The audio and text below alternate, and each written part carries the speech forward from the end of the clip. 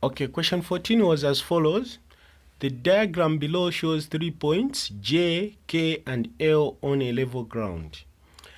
K is due east of J. Angle LJK is equal to 70 degrees and angle JKL is 30 degrees. So that is the diagram below. As you can see, that is a triangle drawn, and you can see 70 degrees there, the angle of 70 degrees and the angle of 30 degrees, and one angle is not given. Okay, then the question is question A, 14A easy. Calculate the bearing of A, K from L, B, J from L.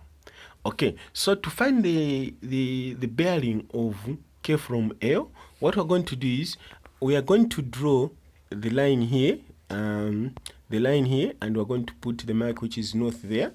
Okay, and then we want to find the bearing which is this one. Okay, this is the bearing we want to find. Okay, the angle there is the one we want to find. So to find this angle, what we're going to do is we're going to go on point K there where the 30 degrees. We need to find the adjacent angle of 30 degrees. So what we're going to do is I'm going to draw the line there as well. Then I'm going to identify this angle. Okay, after I put the direction there, then I'm going to find this angle. Now, when I identify that angle, that is 90 degrees because they are saying K is due east of J. So that is 90 degrees there because of that statement. So once I find that, then you can know that that is a 90-degree angle. So I need to find the angle which is adjacent to 30 degrees, which I'm going to call X and that X. Now, why am I calling these two angles as with the same name?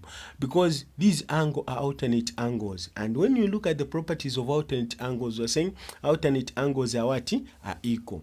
Okay, alternate angles are equal. So that means if I find the X which is adjacent to 30 degrees, that means I've also found the X which is here, because angle X and the angle X, they are adjacent and they are equal. So what I'm going to use, the property I'll use is alternate angles are equal. As you can see down here, I've written alternate angles are what? Are equal. That means now I'm going to find the X which is adjacent to 30 degrees. Now, when you look at that, we have a statement that both of these angles add up to 90 degrees. They are complementary angles. So I'm going to find a complement of 30 degrees, which is denoted by X. So I'm going to say X plus 30 degrees is equal to 90 degrees. Okay, then I'm going to put like terms together. So I'm going to write X is equal to 90 degrees minus 30 degrees. Then X is going to be 60 degrees. So the value of X, or the both X's, is 60 degrees. So here I'm going to change. I'm going to put 60 degrees, and there I'm going to put 60 degrees. So the bearing of K from L is 60 degrees. So that was 60 degrees was the answer for question A. Okay, let's go to question B. Question B will ask to find the bearing of J from L. So what I'm going to do is I'm going to show you the bearing they're asking us. So the bearing they're asking us to find is this one. Okay, so this is the one that starts from the north up to the line JL. Okay, up to the line JL. Okay, so the entire that. Okay, so for us to find this, we need to identify the angle which is not included. So the angle which is not included, the angle which is not included is the angle which is adjacent to 60 degrees. Okay, this angle which I'm going to name as Y. Okay, we need to find the value of Y. So to do that, what we're going to do is we're going to use a property which is the sum of interior angles of a triangle is 180 degrees. We all know that the interior angles of a triangle adds up to 180 degrees. So that's a property we're going to use. So which means we're going to add all the given angles. Then the difference of 180 plus the sum of the given angles is going to be the value of Y. So we're going to say y, okay, plus 60 degrees, which is adjacent to y, then plus 30 degrees plus 70 degrees, which is equal to 180 degrees.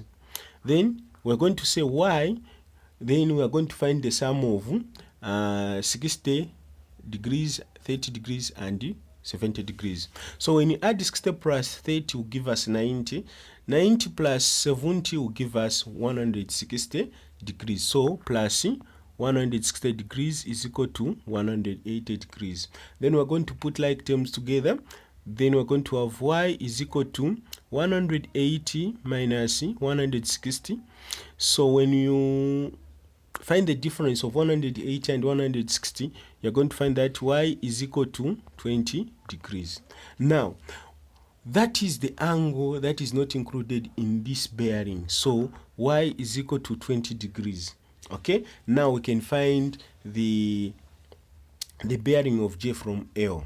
Okay, now to find the bearing of J from L, we are going to use a property which is first of all, I'm going to name this bearing, which is in green as angle W.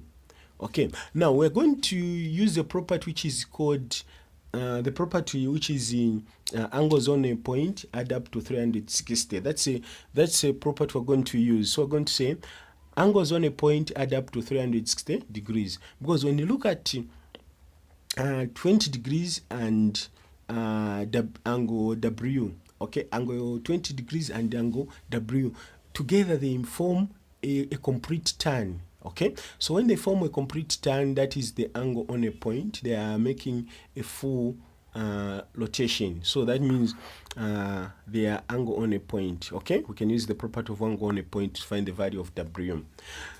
So we can say W plus 20 degrees is equal to 360 degrees. Then we are going to put like terms together, which we are going to say W is equal to 360 degrees minus 120 degrees. Then when you solve that one, we're going to have W, and W is equal to 340 degrees. Okay, so those are the bearing of from those questions. So please, let's go to question number 15.